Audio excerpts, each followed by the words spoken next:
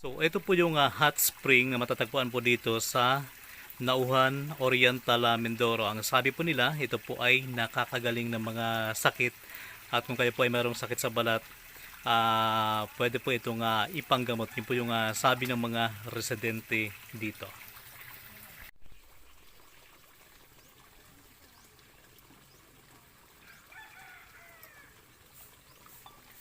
So nandito na po kami ngayon sa Montilago, Nauhan Hot Spring. Kung nakikita nyo po, excited na ako na makita yan yon.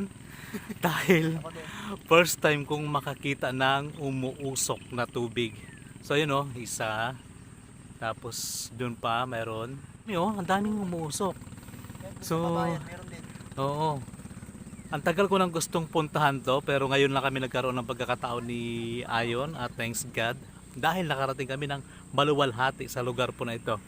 From Calapan City, naglakbay kami ni Ayon papunta dito at kung mapapansin nyo, medyo madilim-dilim pa dahil ngayon ay alas 7 pa lang ng umaga at sa lugar talaga na ito ay laging makulimlim. Kaya alam ko excited na po kayong lahat, puntahan na natin. Dahil kami ay excited na rin. At sobrang ganda ng lugar yon, oh. No? Ayan, no? So, ayan po. Ayun yung sinakyan naming bangka. Medyo hindi kami sanay dahil walang katig. Pero safe naman at saka mabilis. So, ngayon nandito na kami sa loob ng Montilago Hot Spring na matatagpuan nga po dito sa bayan po ng Nauhan, Oriental, Mindoro at sa wakas ang matagal naming pinapangarap ay narating na rin namin. May dalang itlog si Ayon. Anong gagawin mo dyan, Ayon, sa itlog? Susubukan namin ni Ayon na ilaga yung itlog kung maluluto nga ba dahil ang sabi nila kumukulo ang tubig dito at kanina pa lang nga natanaw na namin, doon pala kami sa may laot, pero yun po ay hindi yan na kumbaga hindi po yan na dagat po siya pero napapaligiran po siya ng bundok. So nandiyan pala kami sa laot, natanaw na namin yung usok at katunayan, ayan po kung mapapansin nyo ay umuusok na, ayan, umuusok po yung lupa dahil ang sabi nila ito daw po ay isang active volcano pero hindi naman po delikado. At doon sa pupuntahan natin mas malala yung usok. Ayun oh. Dito pa lang kitang-kita na mas makapal yung usok at kumukulo po talaga yung tubig dahil sa sobrang init po nito. Kaya doon kami maglalaga ni Ayon ng itlog. Susubukan natin kung maluluto ba ang itlog. So, ang entrance fee dito ay 10 piso lang. 10 piso lang. So, kung pupunta kayo dito, pwede kayong sumakay ng bangka katulad ng ginawa namin. At pwede rin po kayong sumakay ng motor kung alam nyo po yung mga dadaanan. Kaya lang kami, sumakay kami ng bangka dahil hindi po namin alam yung kalsada papunta dito. Pero ganun pa man, nagpapasalamat kami dahil nakarating kami dito. At ngayon po ay alas 7 pa lang ng umaga kaya medyo madilim-dilim pa dahil marami pa kaming pupuntahan dito po sa bayan po ng Nauhan. At ang nakakatuwa dito, mainit ang pagtanggap nila sa amin dahil nanonood po sila ng Mindoro Biners TV YouTube channel. Maraming salamat. Kaya kung ikaw po ay hindi pa nakapag-subscribe at lagi ka namang nanonood, please mag-subscribe ka na para mapanood mo pang iba naming mga video. At maraming salamat din sa patuloy niyo pong pagsuporta sa Mindoro Biners TV FB page. So ito po yung ito na po yung nakikita natin palagi sa mga video, sa picture, at finally narating na rin namin. So ito po yung sikat na palaging maraming nagpapa-picture. So ito na po yun. At malayo pa lang kanina ay natanaw na namin. Meron silang mga cottage dito. Ayan si ate. Anong pangalan mo te? Christy po. Christy. Pag cottage po, magkano yung bayad pag mag-renta sila? Pagkat, hindi po kasi ako nakakaalam. Ah. Pag cottage daw, pag ma-rent, Pag halimbawa may magrenta po ng cottage, magkano po? Pag halimbawa po maramihan, Apo. sa ngayon po wala naman po kami pinapabayad sa buko na rent. Ang nagpapa-entrance lang po kami ng 10 pesos per head. Opo. So ibig sabihin pwede mag-stay dyan kahit. Pwede po. So yun po yung maganda, walang bayad po yung cottage. Basta't magbayad lang po ng entrance fee sa halagang 10 piso. Ano yung pangalan niyo, ma'am? Jenny po. Jenny. Kayo po? Liza Gualvez po. Liza po. Liza, Ma'am Jenny at si Ma'am Christy. So, ayun. Ngayon ay susubukan namin ni Ayon na maglaga ng itlog sa kumukulong tubig. Kayo, anong pangalan nyo? Medi po. Ano pong dala nyo, te? Specialty na adobong Yan po kuhol. yung nakukuha dito po sa aming gray. Kayo din po nagluto niyan? Hindi po, bigay lang po. Bigay lang po. Ayan. Thank you. Kaya naman si Kuya, siya yung aming driver mula po doon sa anong lugar ngayon, Kuya? Balancing. So, siya yung nag-drive sa amin papunta dito. So, dito, ayan po yung natatanaw natin kanina na kumukulong ay yung makapal na usok. Ayan na po yan. So, totoo po talaga. Akala ko ay pag sa video lang, pero pag nandito ka, talagang umuusok po talaga. At kumukulo yung tubig. So, dito, ipapakita namin. Ayan. Mainit. Kumukulo po talaga. So, eto na. Ito na yung patunay na kumukulo pa ang tubig. Hindi siya inedit sa video. At yung amoy niya masarap, no? Sarap. Parang wala pang itlog, parang may nilagang itlog. Oo. Yung amoy niya ay parang nilagang itlog. At kanina si Kuya, nadat na namin dito na sumasandok ng tubig. Kasi nga, ilalahok daw sa tubig na malamig para hindi na magpainit ng tubig.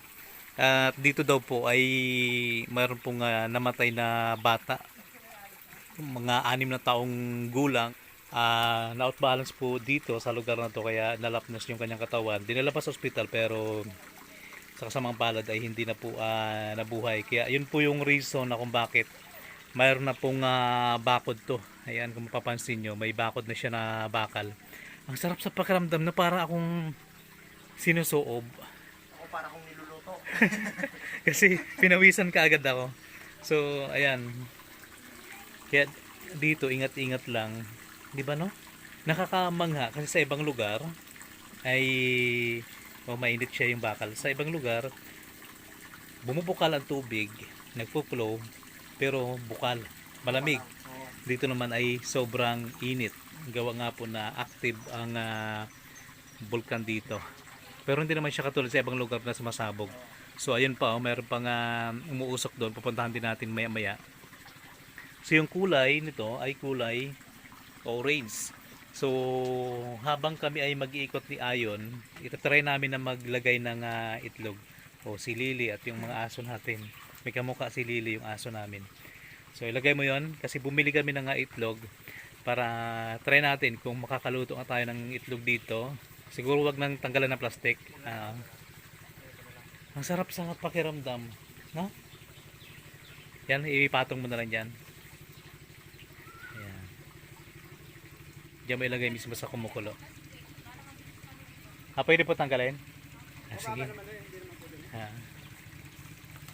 So ayan, tatanggalin na lang namin para madaling maluto.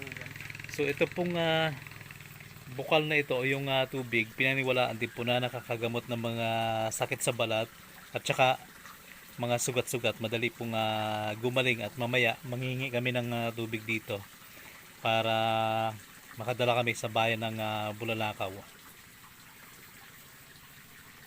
Ito kasi kaya kulay orange dahil sa sulfur. Ayan na. Grabe, oh. Parang nagpapakulo ko talaga ng tubig. Try ko nga, hawakan. Minute. Grabe, mainit nga. Yan. Hawakan mo yon. Mainit talaga. Siyempre nga. Nakulo. Grabe pag Pwede kaya ito pang kape? Pwede na siguro. Ma'am, pwede pang pangkape to? Ay, hindi. Panligo lang. Pwede naman siguro. Pag matibay-tibay siguro sa kumura. Pero parang malinis din eh, no? Malinis naman ho. Yan Oo. ano, darat kinasanayan mo dyan kumuha ng pangkat. Kasi dito hindi ka na problema ng magpainit pa ng tubig dahil sobrang init oh. Huh? Grabe. So dito hindi mo na kailangan magpainit pa ng tubig dahil sobrang init para kung sinusuko. Oh. Pinawisan ako.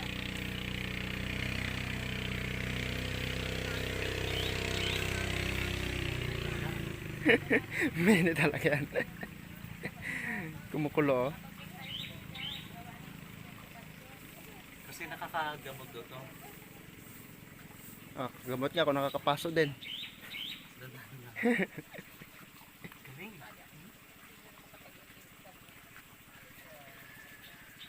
Pwede rin daw inumin yan. Oo, kasi paano to eh. Pag lumamig siya, mineral water na siya. Mm.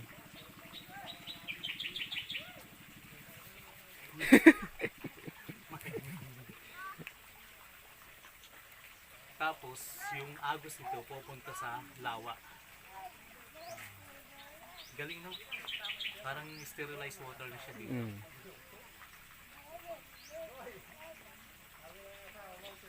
Meron na bang 5 minutes na nilagay natin to? Wala pa. So, ngayon, iiwanan muna namin ni Ayon to. Pupunta kami doon sa lugar na yun doon na mayroon pang umuusok. So, ayun po, kitang-kita nyo po talaga na kumukulo yung tubig. So, ngayon, pinapawisan ka na yun ah. Ang sarap lang hapin ng tubig. Iwanan muna namin yung nilaga naming itlog at pupunta kami doon sa kabila.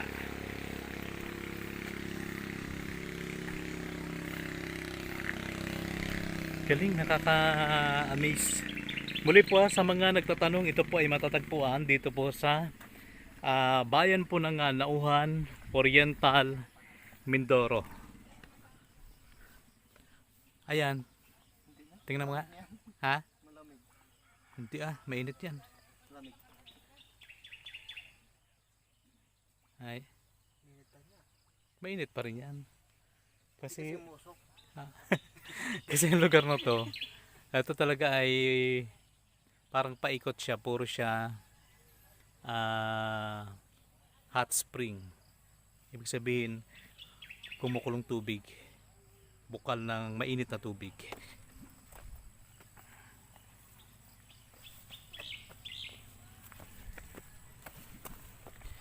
Mula bayan po ng Bulalakaw, umalis kami doon kahapon ng umaga at nakarating po kami ng Calapan City ay mga alas 5 na rin po ng hapon. So nagpalipas po kami ng gabi sa mismong bayan po ng Calapan City. Pero inikot muna natin yung bayan po ng Nauhan, bayan po ng Victoria para malaman po natin kung ano pa yung pwedeng pasyalan sa kanila pong lugar. So dito may mga bahay.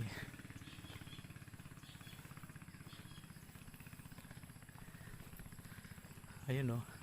So yung may mga bangka naman, yung mga sakay niyan ay puro mga turista na bibisita dito sa Montilago Hot Spring. At saka yung mga bato dito parang volcanic rock. Ito na po. So pasalamat po tayo kay Lord dahil ngayon ay maganda yung panahon. Bagamat makulimlim pero maganda ang panahon kasi kahapon daw ay umulan. Kasi kapag umuulan at malalim yung tubig dito, bumabaha, ay hindi natin masisilayan itong hot spring. Ito yung mga usok. So pasalamat tayo na dito iba yung amoy niya, amoy asopre na dito.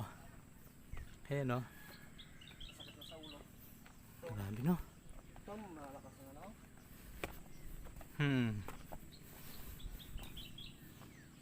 Eto, kung doon kanina sa tubig, amoy bagong lagang itlog. Dito naman parang amoy bugok na itlog, no?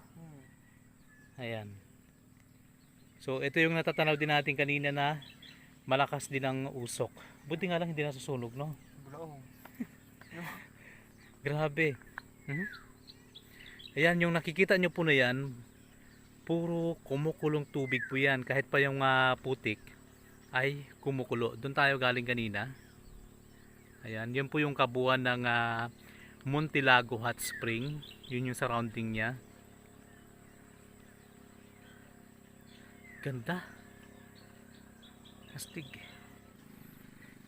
Ayan, parang pinausukan si Ayon. So, anong pakiramdam mo yun? Na nakarating ka sa lugar na ito na matagal na nating pinangarap, ngayon lang nagkatotoo, ngayon lang na isa katuparan. Nung una kasi hindi ako maniwala na yung usok na yon ay kala ko may nagpapaapoy lang. Oo. Hindi ko alam na galing pala ito sa ano. So, namangha ako sobra. Grabe. Sa totoo lang, talagang na-amaze talaga kami dito. Sobrang napaka-imposible. Ngayon ako nakakita nito, akala ko sa ibang lugar lang. Pero mayroon pala dito sa Oriental Mindoro. Dito po yan sa bayan po ng Nauhan, Oriental Mindoro. Ikaw yon, masaya ka din? Sobra. Sulit ang biyahe na ano, isang araw. Hindi namin nakalain na mararating namin to, napaka-imposible. Pero kahit pa paano ay narating namin. Hindi nakasama si Mark dahil may pasok si Mark. Pero nakakalungkot din dahil hindi kami kompleto. At hindi na-experience ni Mark yung ganito kagandang lugar. Pero may next time pa naman, at least ngayon alam na namin. Kaya Mark, don't tampo-tampo. So ngayon ay babalikan na namin yung aming nilagang itlog ni Ayon. Medyo nagugutom na rin kasi ako eh. Kaya nga eh. Dapat pala nanghingi ka na rin ng asin. Andun na kasi note, mamaya. Meron ba doon? Andun. Oo, kaklose na kasi na Ayon yung mga tao dito eh. Kaya may asin na siya. Anong asin ako? May asin ka na. So, abangan mamaya. Bye-bye muna for now.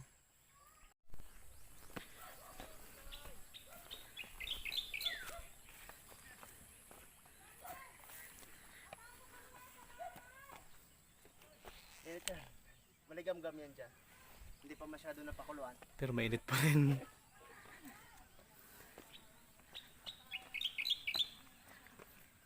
So ngayon ay bumalik ulit kami dito. Grabe, umuusok talaga. Oh. You know. So titingnan natin. After 10 minutes, yun yung nilaga naming itlog. Luto na siguro yan, no? Itlog din? Sunog? Ay, hindi pala. Kahit itong bato, mainit. Mainit. Mainit. Hindi pa masyado ano talaga to eh. Pero tingnan na natin. Hindi mahawakan mainit. Mainit. Doon? Ay, ako na mapunta dyan. Baka mamaya hindi. Grabe, no? Napaka-imposible pero totoo. Dito. Saan? Pati yung mga kohol dito naluto na. Ayan, o. Saan? Yan. Uy, Luto na yan. bakal na nga. Hmm. Luto na nga. Luto na?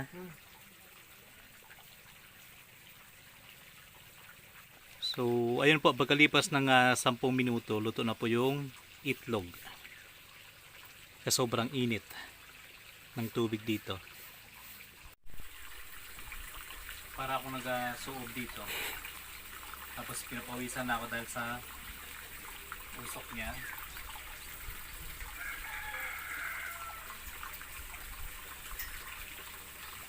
Dapat talaga may harang talaga to dahil pag walang harang, delikado sa mga bata. Kaya nilagyan nila ng bakal dito. Astig na?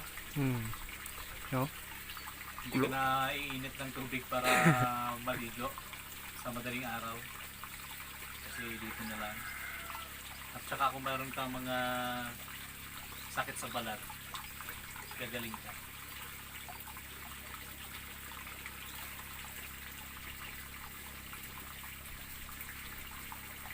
Ayun, kaya pala sabi ni Ayon, hindi na kailangan ng asin. Dahil meron ng asin doon. Sa sobrang init siguro ay, ayun, nagkaroon din ng asin. Ang tanong dito, ano to, maalat ba o tabang? Siguro may lasa yan. Lasa to na.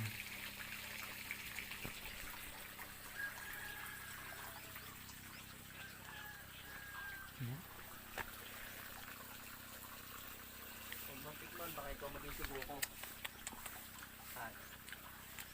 Sarap. Lasang mineral. Hindi mineral.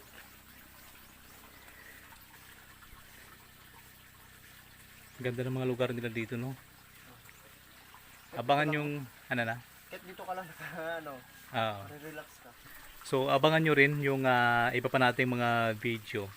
Try natin na ikutin yung lugar na yan.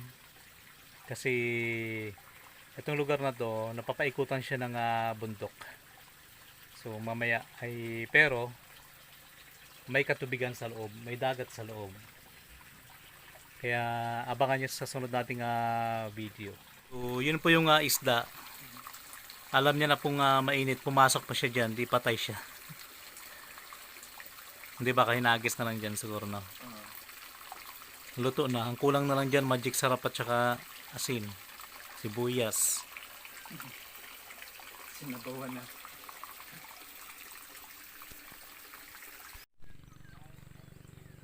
So kahit po dito ay umuusok talaga yung tubig at saka yung putik. So napakalakas talaga. Ayan o.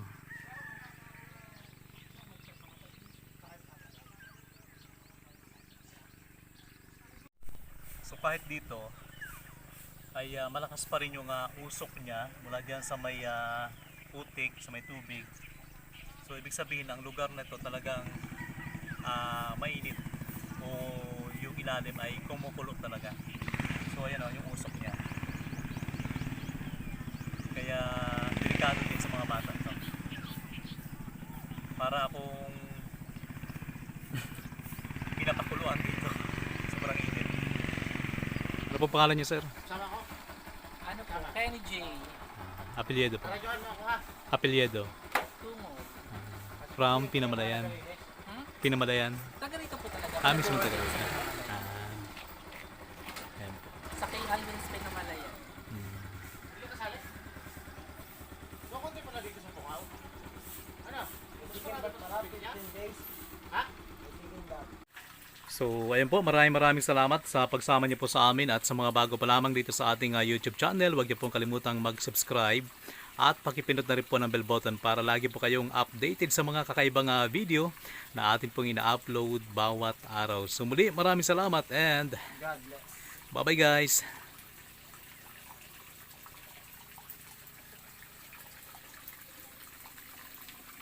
Ang ano isda oh. Saan? Patay. May isdang nakapasok. Sabi sa'yo ay Luto na siya. nakalak na nga.